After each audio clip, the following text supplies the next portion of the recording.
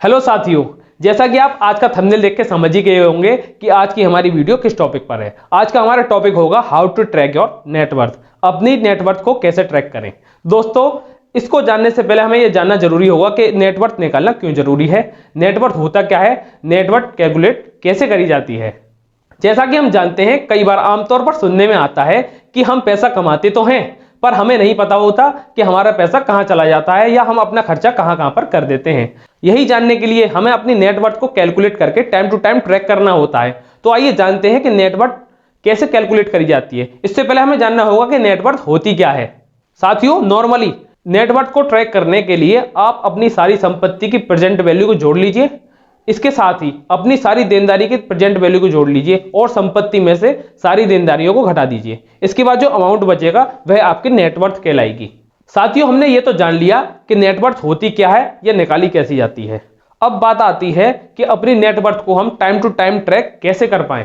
साथियों, net worth track करने से पहले हमें यह जानना होगा कि संपत्ति और देनदारियां होती क्या हैं और संपत्तियों और देनदारियों के अंतर्गत आता क्या क्या है। चलिए आगे बढ़ते हैं और जानते हैं कि संपत्ति के अंतर्गत क्या क्या चीजें आती हैं। साथियों, संपत्तियों का मतलब ऐसी वस्तुओं से है जिनके हम मालिक हैं और जिन्हें आसानी से रोकड़ में बदला जाता है, जैसे मशीन, घर, मकान, जमीन, सोना, चांदी, शेयर्स, बॉन्ड या कोई भी वस्तु। अब बात आती है देनदारी या दायित्व क्या होते हैं। साथियों, देनदारी का मतलब ऐसे धन से है जो हमें दूसरों को चुकाना होता है, जैसे लोन, क्रेडिट कार्ड का बिल, बिजली का बिल, घर का किराया और इसी तरह के और भी कोई बिल जो हमें चुकता करने होते हैं। संपत्ति और देनदारी का मतलब तो हम जान चुके हैं। आइए आगे बढ़ते हैं और देखते हैं नेटवर्थ निकालने का formula. Net assets minus net liability is equal to net worth. साथियों, ये तो हम जान चुके हैं कि नेटवर्थ निकालना क्यों जरूरी होता है और नेटवर्थ होती क्या है और नेटवर्थ कैसे निकालते हैं। आइए आपके साथ आगे बढ़ते हैं और देखते हैं कि नेटवर्थ निकालने की ट्रैकिंग शीट हमें कैसे तैयार करनी है, जिसके जरिए हम अपनी नेटवर्थ को टाइम टू टाइम ट्रैक कर पाएंगे। चलिए आगे बढ़ते हैं। जैसा कि साथियों हमने बताया था कि आपको अपनी नेटवर्थ को ट्रैक करना है। अब बात आती है ट्रैक हम कैसे करेंगे। तो इसके लिए हमें सबसे पहले चाहिए होती है ट्रैकिंग शीट। तो देखते हैं सबसे पहले ट्रैकिंग शीट। दोस्तों, जैसा कि आपके सामने ट्रैकिंग शीट खुल चुकी है। इसमें दो भाग हैं। पहला हिस्सा जो है वो है असेट्स का, दूसरा हिस्सा है लायबिलिटीज का। देखते हैं हम, ये हिस्सा हो गया जी, ये हिस्सा असेट्स का और दूसरा हिस्सा लायबिलिटीज का। असेट्स मींस वह संपत्ति जिसके आप मालिक हैं, लायबिलिटीज जो आपको दूसरों को चुकाना होता है। हम बता ही चुके हैं पहले भी। आगे बढ़ते हैं, देखते हैं इसमें क्या है। इसमें सबसे पहले आता है स्टार्ट डेट। स्टार्ट डेट वह डेट है जिस समय आप अपना डाटा इसमें फिल करेंगे, उसी दिन उसी तारीख जिस समय आप डाटा फिल करेंगे इसके अंदर। इसके बाद 30 दिन, 60 दिन, 90 दिन, इनके बारे में आगे बताने वाला हूं मैं। सबसे पहले देखते हैं दोस्तों असेट्स। असेट्स के अंतर्गत कुछ मदें दी गई हैं, कुछ सब ग्रुप्स दिए गए हैं, जिनमें सबसे पहले है कैश एंड लिक्विड असेट्स।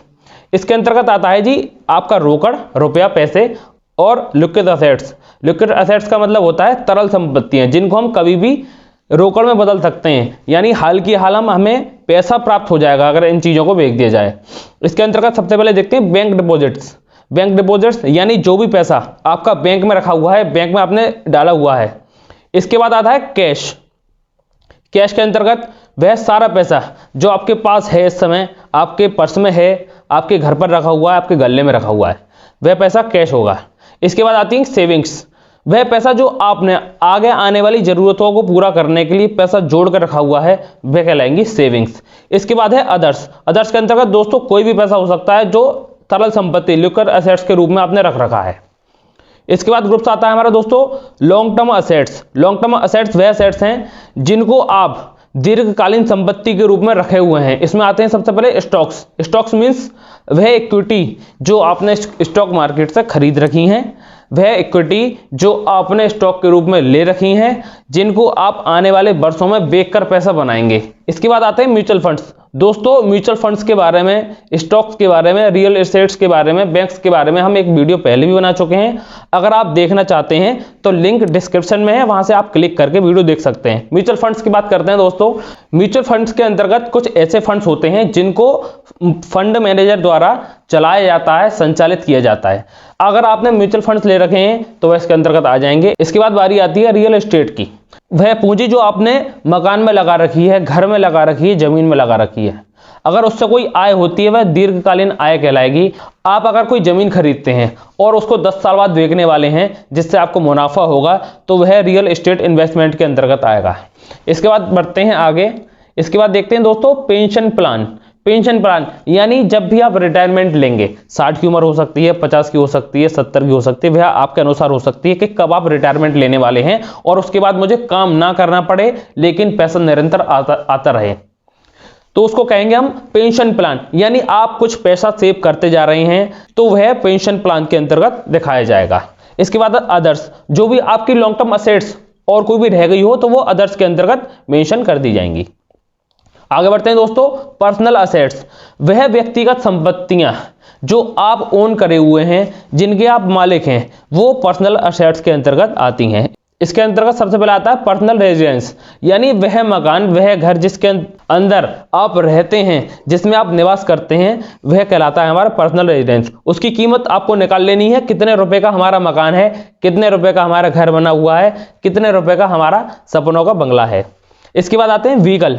दोस्तों वह सारी वस्तुएं, साइकिल, मोटर बाइक, कार वगैरह, जो ट्रक वगैरह आपने ले रखा है वो सारी कुछ इस व्हीकल के अंतर्गत आप मेंशन कर देंगे। इसके बाद बारी आती है house hold furniture and equipment. घर के वह सारे सामान या फर्नीचर, उनकी कीमत कितनी होगी वो कीमत निकालकर हमें मेंशन करनी है। इसके बाद देखते हैं दोस्तों ज्वेलरी।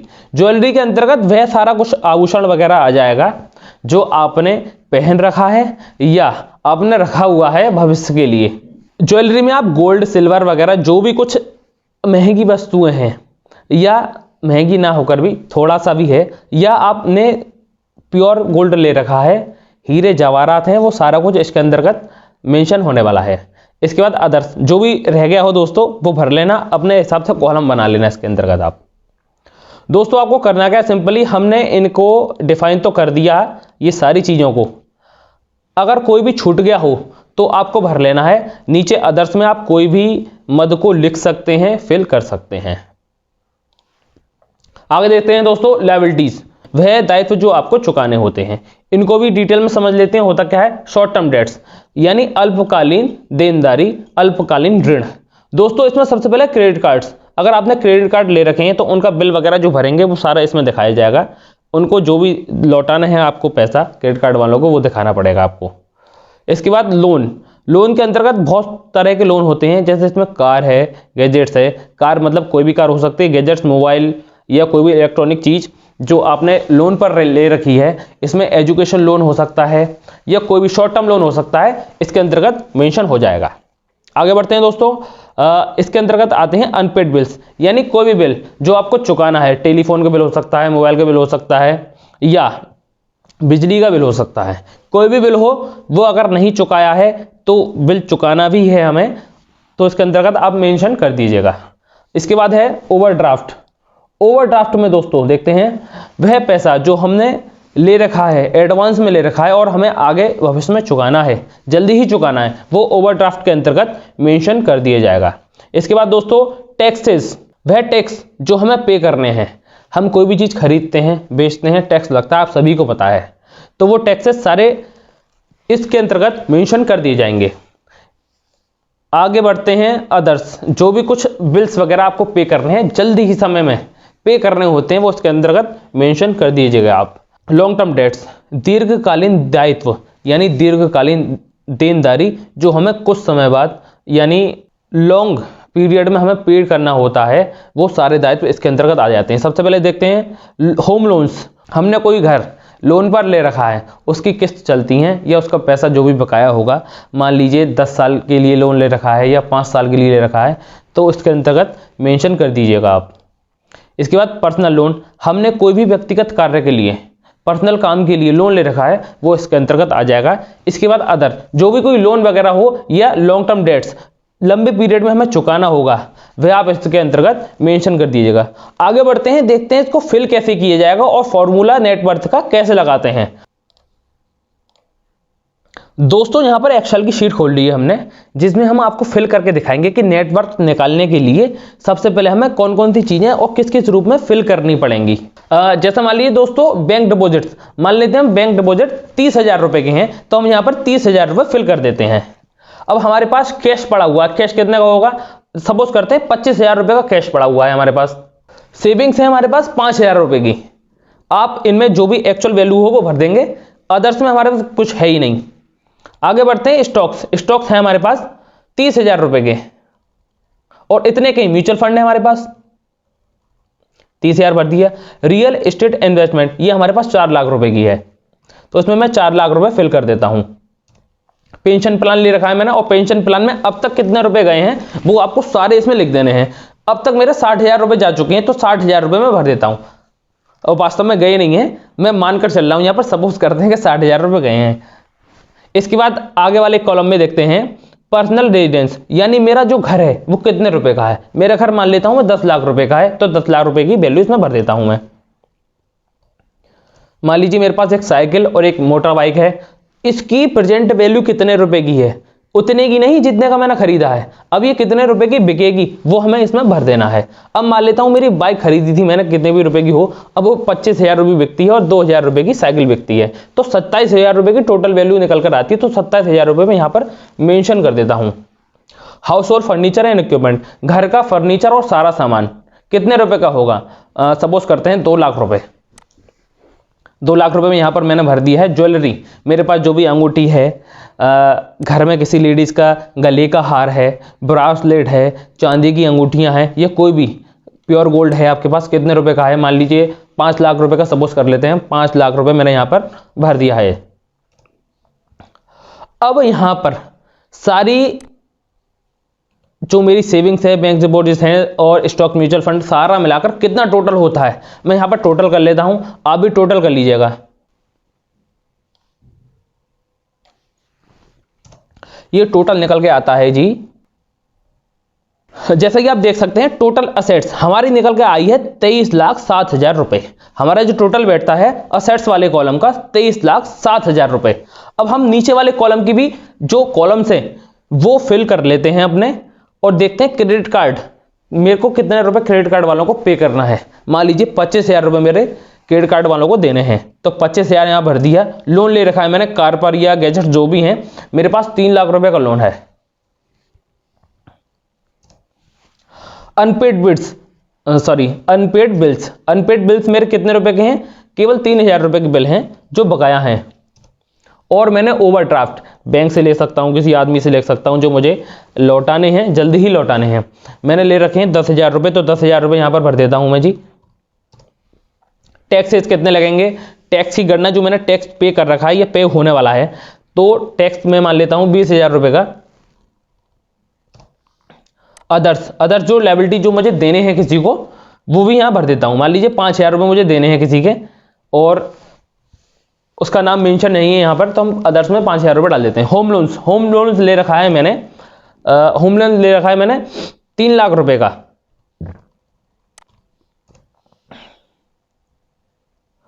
और पर्सनल लोन जो है मेरा वो 2 लाख रुपए का पर्सनल लोन है मेरा। तो आप देख सकते हैं शॉर्ट टर्म डेट्स और लॉन्ग टर्म डेट्स के दोनों ही कॉलम भर चुके हैं, और अब इनका मैं टोटल कर लेता हूं। जैसा कि आप देख सकते हैं 8,63,000 रुपए की मेरी सारी लायबिलिटीज हैं जो मुझे चुकानी है, और 23,07,000 रुपए का असेट्स है जिनका मैं मालिक हूं। अब क्या करना है, जैसे कि हमने बताया था नेटवर्थ का formula, total assets minus total liabilities, सारी संपत्ति में से आपको सारे दायित्व घटा लेने हैं। जैसा कि हम देखेंगे यहाँ पर, अगर दोनों को घटाता हूँ, संपत्ति में से दायित्व को घटाया, तो 14,44,000 रुपए आपके सामने आ चुके हैं जी। आप देख लीजिए 14,44,000 रुपए, 14,44,000 रुपए आपके सामने आ चुके हैं। ये मेरी नेटवर्थ कहलाएगी। 14,44,000 रुपए आपके सामने आ चुके हैं, यही मेरी नेटवर्थ है। अब मुझे क्या कर रहा है, ये तो निकल आई हमारी नेटवर्थ। अब नेटवर्थ निकलने के बाद सबसे मेन काम जो शुरू होता है वो अब होता है जी। सबसे पहले ऊपर जाएंगे, ऊपर वाले कॉलम की साइड आप देख सकते हैं स्टार्ट डेट। ये कॉलम आप देख रहे होंगे और आपके मन में सवाल आया होगा कि पहला तो बता दिया मैंने स्टार्ट डेट क्या है, पर ये 30, 60, 90 ये क्या चीज़ है, ये क्या चीज़ है, तो मैं आपको बताता हूँ जी, ध्यान से सुनिएगा। स्टार्ट डेट मान लीजिए आज 1 तारीख है, 1 फरवरी, जैसा मैं फिल कर देता हूं 1 फरवरी 2022।